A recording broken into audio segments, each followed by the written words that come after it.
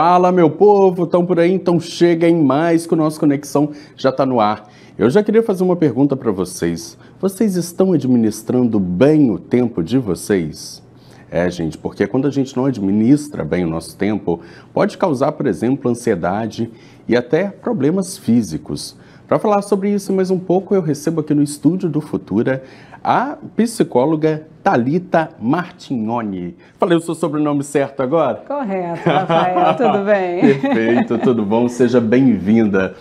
Thalita, já quero te passar essa peteca. Que sentimento é esse de que tá tudo voando? O tempo tá voando, a semana tá voando, as horas estão voando. É uma sensação ou de fato isso tá acontecendo? Sim, é um fato. Nós percebemos essa angústia em relação ao tempo. O tempo é um recurso mais precioso que nós temos e ele é bem escasso. Se nós não cuidamos bem desse tempo, nós vamos sofrer. Por quê? Dessa gestão do tempo é que a gente faz a organização da nossa vida, em que a gente realiza os nossos objetivos, os nossos sonhos. E a gente precisa saber levar a vida. Mas quando a gente pensa na quantidade de informação que estamos recebendo o tempo inteiro, tem aí cada vez mais a tecnologia, né, empurrando essas informações para a gente, o nosso dia a dia, às vezes os trabalhos também que nos pedem, né, que façamos várias atividades ao mesmo tempo. E aí, isso vem, qual o reflexo disso tudo para a nossa saúde mental, para a nossa saúde física? O reflexo dessa revolução tecnológica, ele é profundo na nossa saúde mental e até na nossa estrutura, na maneira como a gente se organiza no tempo, no espaço, nas nossas relações interpessoais. Essa ideia de que a gente consegue fazer várias coisas ao mesmo tempo, essa multitarefa, isso é uma falácia, isso é um mito. Porque biologicamente nós somos seres que evoluímos em um contexto em que a gente, sim, realiza tarefas pequenas, mas com esse foco no presente, no aqui e agora. Quando a gente tenta equilibrar várias coisas ao mesmo tempo, o que a gente está causando no nosso sistema de processamento de informação é uma sobrecarga. Então, o que acontece? A gente vai demorar mais tempo ainda. A gente se engana. A gente acha que está sendo produtivo, que a gente está conseguindo aqui manejar, mas a gente tem uma pobreza na realização dessas tarefas. A gente não faz de uma forma eficiente, de uma forma tranquila. A gente acaba se atropelando. E, Thalita, tem como a gente identificar que essa quantidade de tarefa que nós estamos fazendo não estão sendo executadas da melhor forma? Tipo, quais sinais, quais atenções que eu, né, a minha equipe e os telespectadores precisamos ter na hora da execução dessa quantidade de coisa ao mesmo tempo? Olha que interessante. A gente, ao mesmo tempo que se exige fazer tantas coisas ao mesmo tempo, a gente também exige a perfeição, a melhor forma de fazer. A melhor maneira. Muito. Eu, então, pelo amor de Deus. Eu, então, sou um perfeccionista o tempo inteiro. Eu coloco minha equipe de cabelo em pé. Porque... Exatamente. E essas demandas que nós recebemos, se você abre o jornal, as redes sociais, sempre tem uma receita de como estudar melhor, como ser uma pessoa melhor, como manejar melhor o seu tempo. Então, essa exigência também é uma sobrecarga, porque não existe uma única maneira de se realizar uma tarefa ou a melhor forma. Existe aquilo que eu consegui manejar e organizar dentro dos meus limites, que são humanos. Então a gente está vivendo um momento que eu acho que é voltar um pouquinho para reconhecer a nossa fragilidade, a nossa vulnerabilidade. A gente acreditou muito que o nosso cérebro, a gente tem essa ideia, né, de que a gente seria capaz de fazer muitas coisas e coisas incríveis. E a gente precisa agora cuidar um pouquinho dessa nossa casa, desse nosso ambiente, para que a gente leve uma vida mais tranquila, mais saudável. E tem como nos dias de hoje, Thalita? Eu queria realmente essa receita. Eu acho que eu e todo o Brasil, né, e toda a nação, porque realmente é difícil, né? Esse é o nosso desafio, filtrar essa quantidade de informações que nós recebemos, a quantidade de exigências e refletirmos sobre isso e organizarmos o nosso tempo direcionando para os nossos valores, para os nossos objetivos. Não é uma tarefa fácil. E quando a gente não cuida, Thalita, quais os reflexos disso para a nossa saúde? O que eu mais percebo é esse estresse crônico. Nós estamos cansados, sobrecarregados. As pessoas passam o dia, chegam às vezes, nossa, eu não fiz nada essa semana. E quando eu questiono, eu trabalho na clínica, sou psicóloga clínica, como foi essa semana? De fato, o que você fez então? Essa pessoa não parou um minuto para descansar, essa pessoa ficou atendendo o telefone, dorme às vezes consumindo esse entretenimento de telas e o tempo de fato de descanso, de estar presente no aqui e agora, esse não aconteceu. Então, é esse equilíbrio entre as nossas exigências, as nossas demandas e a maneira como a gente desperdiça o nosso tempo é realmente um desafio. E é muito comum, eu venho conversando com alguns amigos, eu percebo que em alguns momentos eu também me sinto assim, antes de dormir, vem sempre pensamentos aleatórios, né? Coisas completamente assim, a formiga tem sangue, a formiga tem... como é que é o coração do peixe? Sabe, coisas assim completamente aleatórias, que no meu dia a dia eu não penso nisso, mas no sono, antes de dormir, vem esses pensamentos aleatórios. Isso é muito comum, Thalita? O que acontece? Vamos fazer uma analogia, uma comparação. Se a gente ingere muita comida, a gente vai sentir aqui, né, o nosso estômago cheio, aquilo não vai cair bem. Quando a gente consome muito entretenimento, muita informação, nós fazemos associações. Então, se eu penso na cor vermelha, por exemplo, eu vou pensar em bombeiro, vou pensar naquele time de futebol, eu faço várias conexões. E às vezes esse momento em que eu deito para dormir, em que eu entro, que eu permito que meu cérebro relaxe, ele vai fazer um pouquinho essa faxina, essa limpeza de tudo que aconteceu no dia. Isso acontece também quando a gente dorme. Por isso é muito importante a gente cuidar do tempo de sono, que esse também é um fator muito fundamental para a nossa saúde mental. Que também é uma questão, né, Thalita? Para algumas pessoas, o tempo do sono varia ali. Tem gente que fica muito bem dormindo 4 horas por dia, outras pessoas 8, 10. Varia muito, mas tem uma orientação, tipo, qual seria o período adequado para dormir, as horas adequadas? Isso é muito importante da gente derrubar esse mito. A pessoa que diz, eu dormi 4 horas e estou bem, me sinto bem. Eu bebo não sei quantas xícaras de café, isso não interfere no meu sono. Eu passo aqui à noite, eu só durmo com a televisão ligada. A gente precisa fazer o que os psicólogos e psiquiatras recomendam de higiene do sono. O que é a higiene do sono? É a gente permitir que o nosso sono realmente faça a sua função, que é de descansar essa nossa máquina, produzir os hormônios necessários para o nosso dia. Quando a gente dorme, existe todo um equilíbrio que se restaura no nosso corpo. Então, a pessoa que não dorme as 8 horas recomendadas, mas pelo menos ali 7, 6 horas seria o mínimo. E a profundidade desse sono? Quando a gente está muito estimulado, muito sobrecarregado, às vezes a gente não alcança as ondas cerebrais mais profundas. A gente tem ciclos do sono. Então a gente tem um momento em que a gente tem em que a gente sonha, um momento em que a gente tem um sono mais profundo. E cada ciclo desse sono é importante para o restabelecimento da nossa saúde. Quando a gente pensa, né, 8 horas de sono, isso para a grande maioria dos brasileiros, né, seria um luxo. Mas é possível, Thalita, trabalharmos para atingir esse objetivo? Algo que acontece com muita frequência nem sempre é saudável.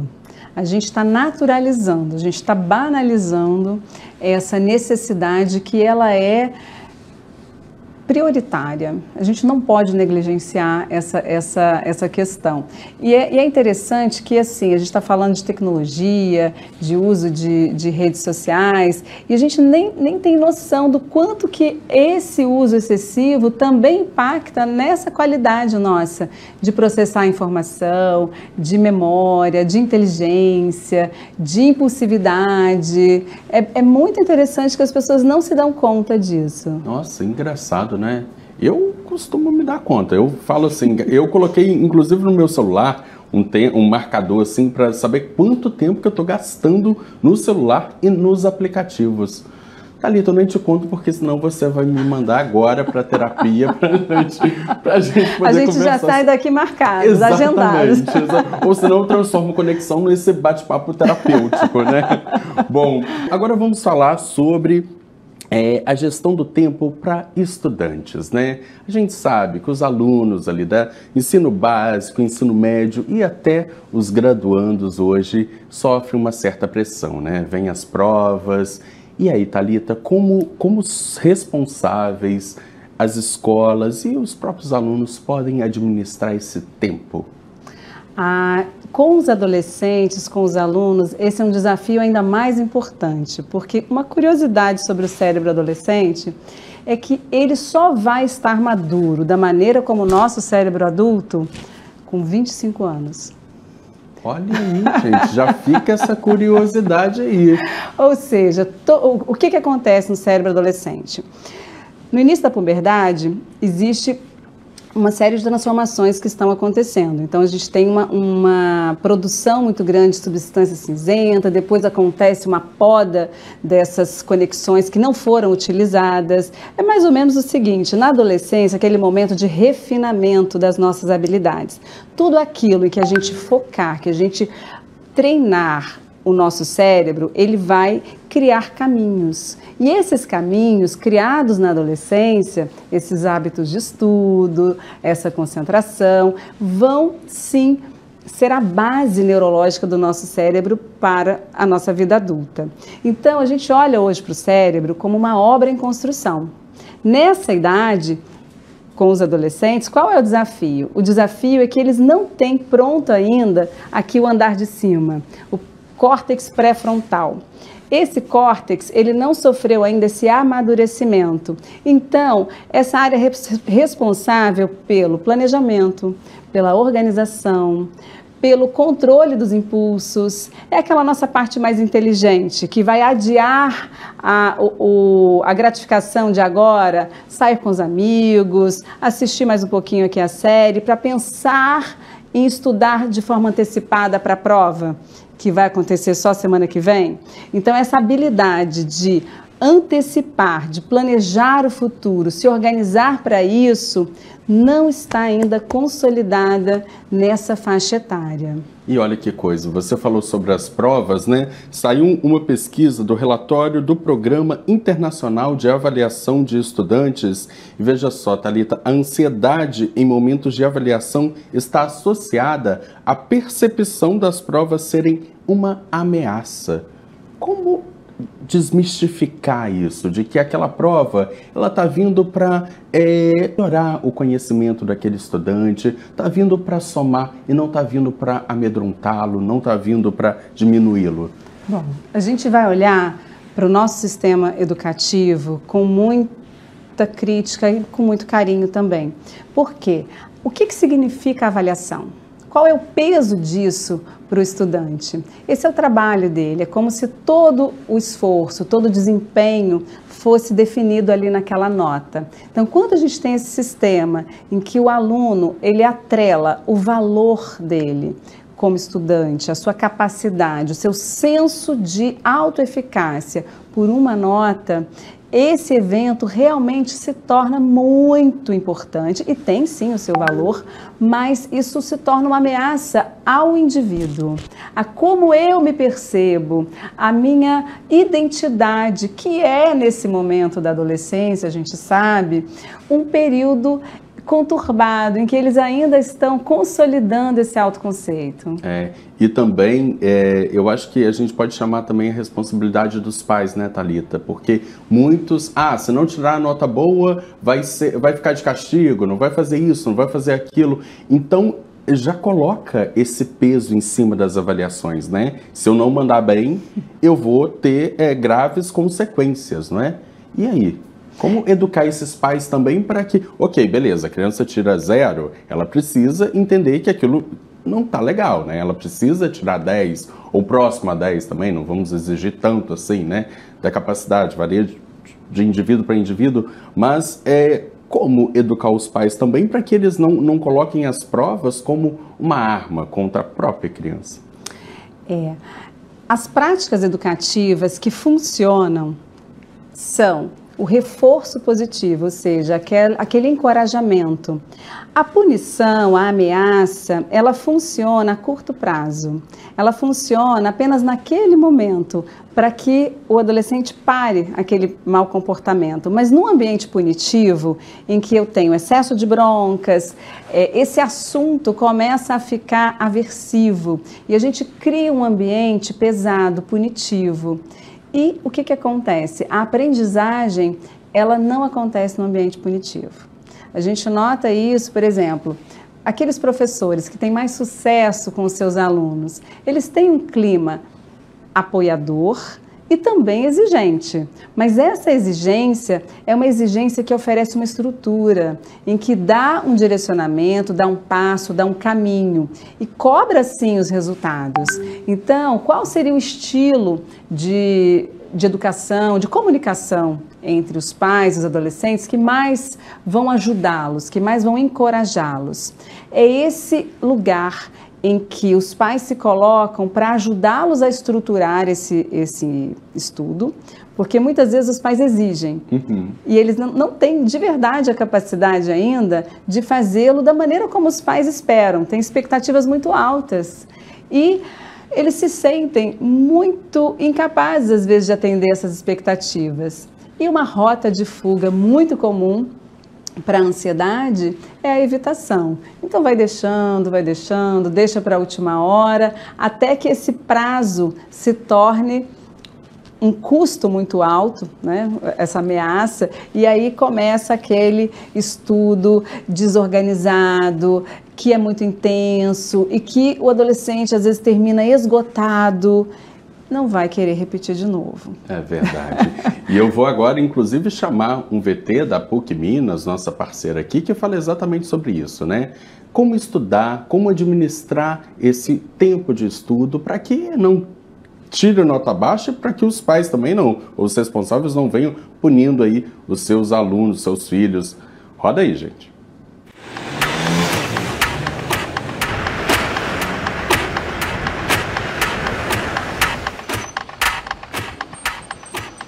A rotina da Verônica começa bem cedo. Ela dedica as horas do dia à faculdade, ao estágio e, quando sobra um tempo, ao lazer. A minha rotina ela começa mais ou menos 6 horas da manhã. Eu vou para a universidade, eu tenho minhas aulas e eu faço monitoria aqui dentro da universidade mesmo durante a tarde. E à noite, né, eu pego os meus ônibus, que são alguns, são cerca de 3 para ir, 3 para voltar. E a minha noite é basicamente uma preparação para o dia seguinte. Quando eu separo a minha roupa, quando eu separo minha comida, quando eu faço meus trabalhos da faculdade para entregar no dia seguinte. E a presença cada vez maior das redes sociais no dia a dia pode trazer impactos na organização das atividades. Eu tô sempre ligada, né? Tem alguma coisa acontecendo na turma, no trabalho, e eu tô sempre olhando pro telefone. E às vezes eu fico 10 minutos no Twitter e já atrapalha a minha rotina toda no dia. Para o professor Ricardo, idealizador de um curso sobre gestão do tempo, atualmente vivemos em um mundo das distrações. Quando a gente, iludido pela tecnologia, né, tenta fazer muitas coisas simultaneamente, a gente tenta responder uma mensagem enquanto assiste uma videoaula e ao mesmo tempo a gente está com a comida no fogo, né, ali na panela, a gente na verdade não está fazendo nada direito. E vendo isso é que veio então a ideia de propor esse curso de gestão do tempo,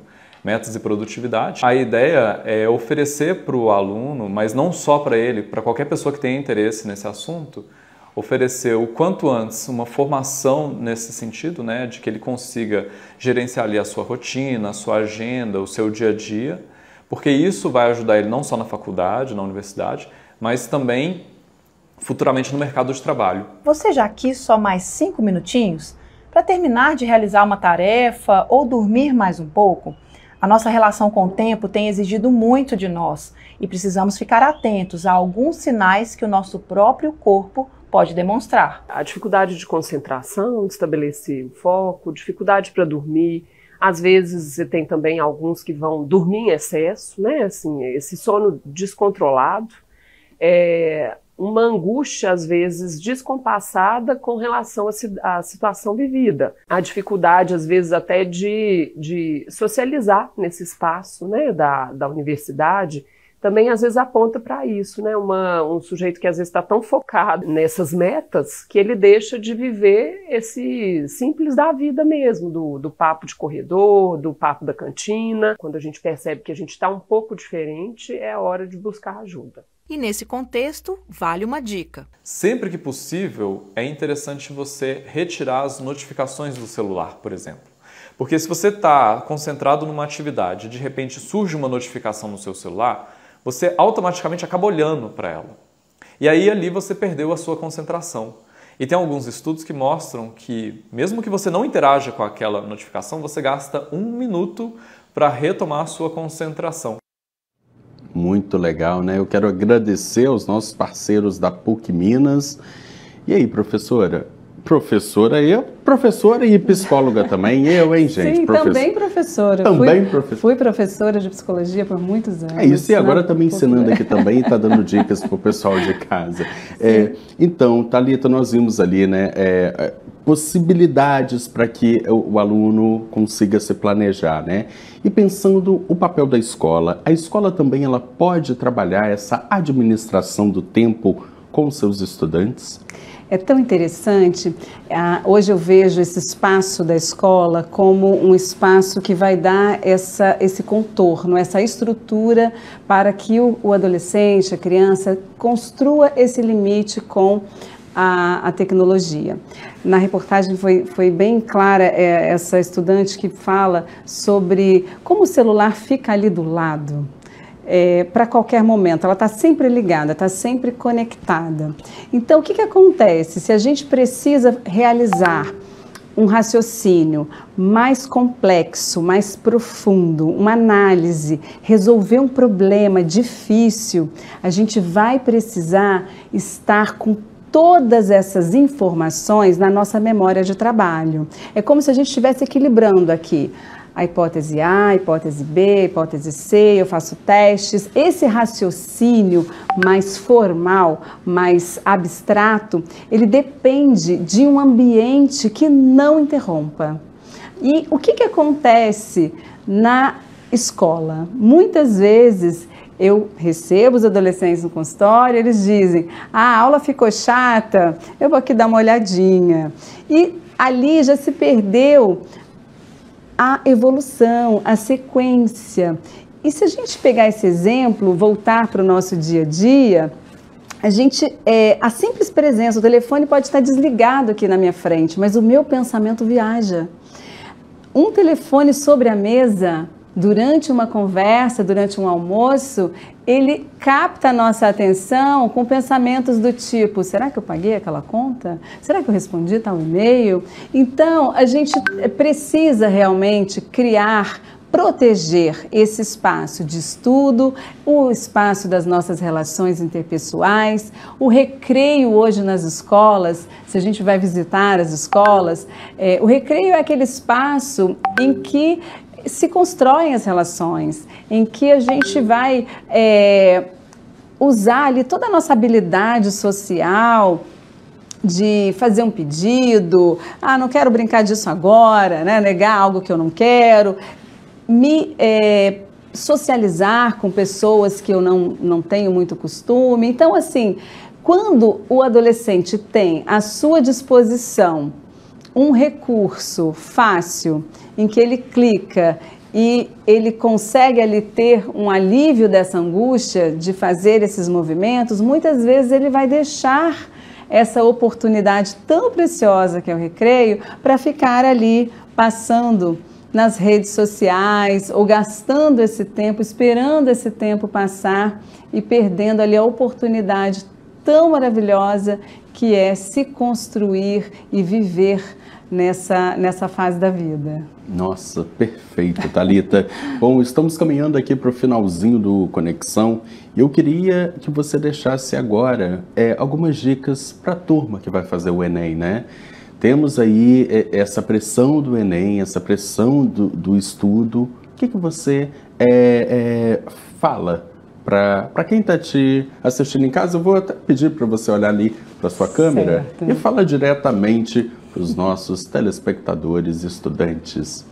Para você que está começando a organizar um planejamento de estudos, pense nessa possibilidade como um treino.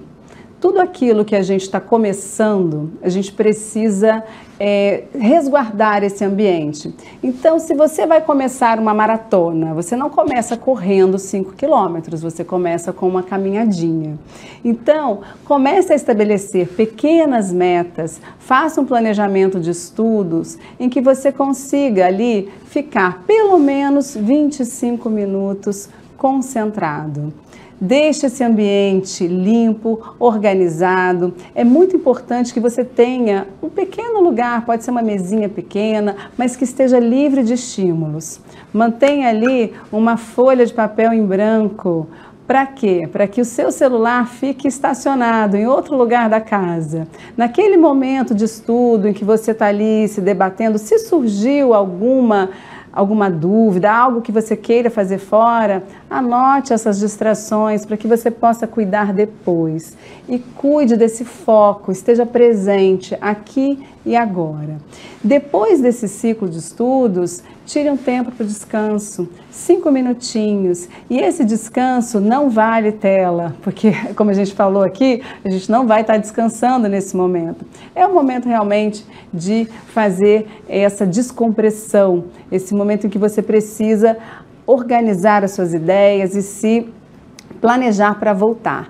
Vá aumentando pouquinho a pouquinho e você vai conseguir estabelecer essa rotina. Criar esse hábito que é tão saudável de estudos requer muita persistência. Não vai ser todos os dias que você vai conseguir cumprir essas orientações. Mas se a gente pega um ônibus errado, a gente desce, pega o próximo e volta. Então é isso, essa habilidade que a gente precisa ter de manter o foco, a disciplina, voltar para o nosso caminho e nos direcionarmos para os nossos objetivos. Perfeito, Thalita, muito obrigado. Fica a dica aí, viu, turma? Curtiram? Podem rever quantas vezes quiserem no Globoplay. Eu tô por lá. Tchau e até a próxima.